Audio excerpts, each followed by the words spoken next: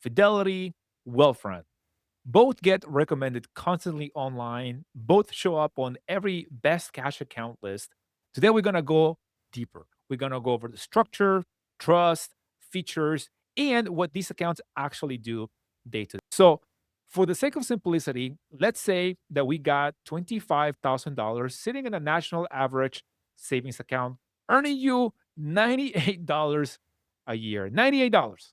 Meanwhile, both Fidelity and Wealthfront are sitting at 3.3% plus base. That's $825 extra on the same balance. It's the same 25K, 8 times more money just by knowing where to park it. This video is not about which one beats your bank. Both of them do. Absolutely.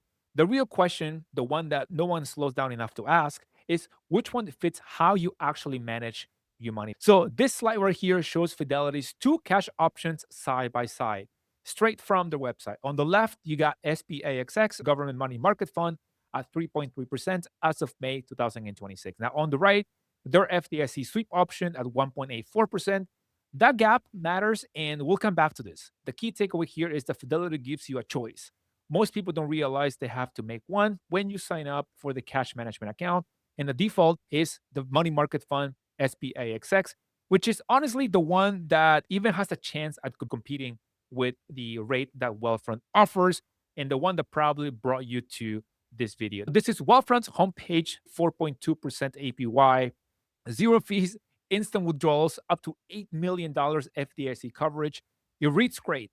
Now, neither Fidelity nor Wealthfront is a bank. Fidelity is a brokerage. Wealthfront is also a brokerage. Both sweep your cash to FDIC insured partner banks behind the scenes, which is how they can offer that protection. This is a screenshot from Wealthfront's actual program banks page, pulled directly from their website. They got Goldman Sachs, HSBC, Morgan Stanley, Wells Fargo, TD Bank, Citibank, a bunch of other ones, right? There are the institutions out there holding your cash when you sign up with Wealthfront. This is how Wealthfront gets their $8 million FDIC coverage.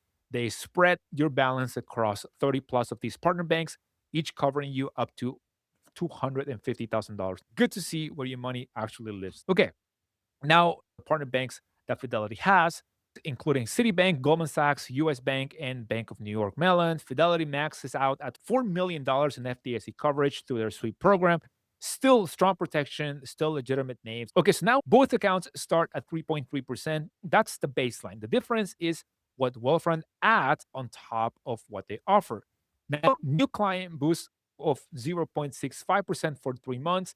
That gets you all the way to 3.95%. Then you get a permanent 0.25% boost if you set up direct deposit, $1,000 a month, and hold an active investing account. So if you do all of this, then you get to 4.2.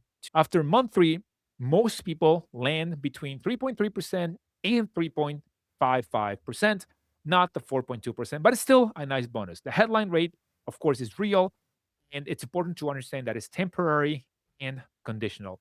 Fidelity's 3.3% comes from SPAXX, a money market fund. It fluctuates with the market. None of these rates are guaranteed, by the way, unless you are choosing a CD or a T-bill, but of course, those are also temporary. So I just want to set the expectation here. Okay, so this is Wealthfront's own visual explaining on how the boosts stack up. The base is 3.3% plus 0.65% for new clients for 3 months, plus a 0.25% permanently with direct deposit and investing. Now, what I want you to notice is that the permanent boost requires you to be invested with them, not just saving, right? So that's a key distinction.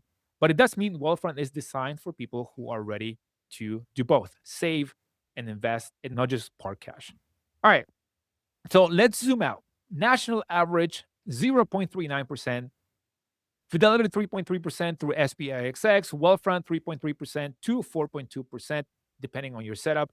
Fidelity gives you unlimited global ATM reimbursement. This is a huge perk anywhere in the world for anybody, especially if you are always traveling, always on the road. Any ATM, they reimburse you all the fees.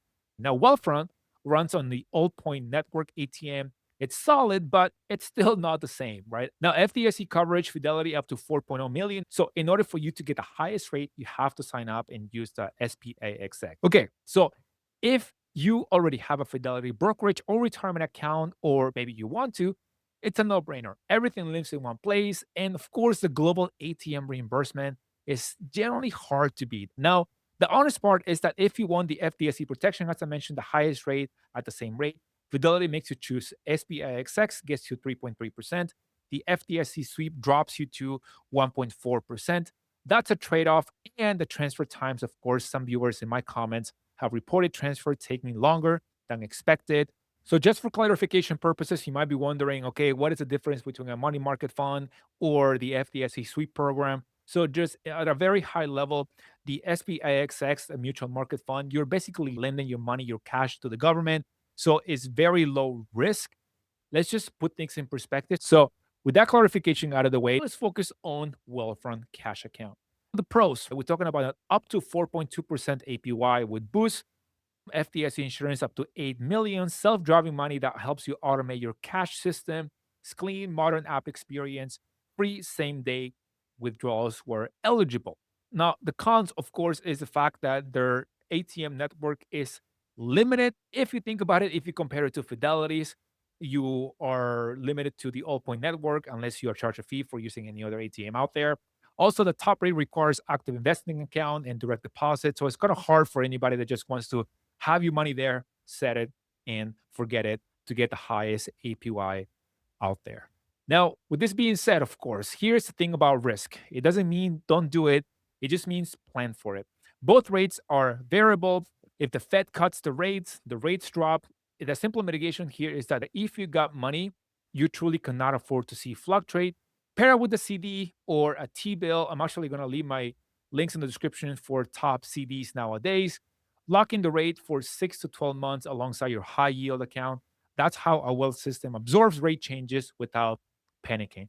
The SPIXX point is important for Fidelity users specifically.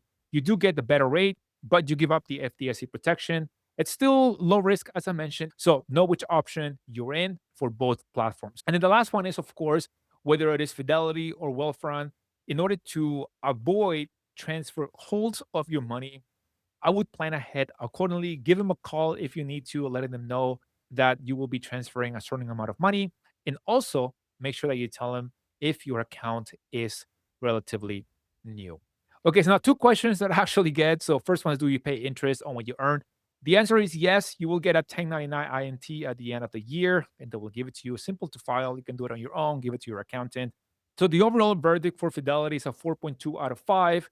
They went on breadth, right? It's one of the most trusted financial platforms in the world, and its ecosystem integration is unmatched for somebody building a full wealth system.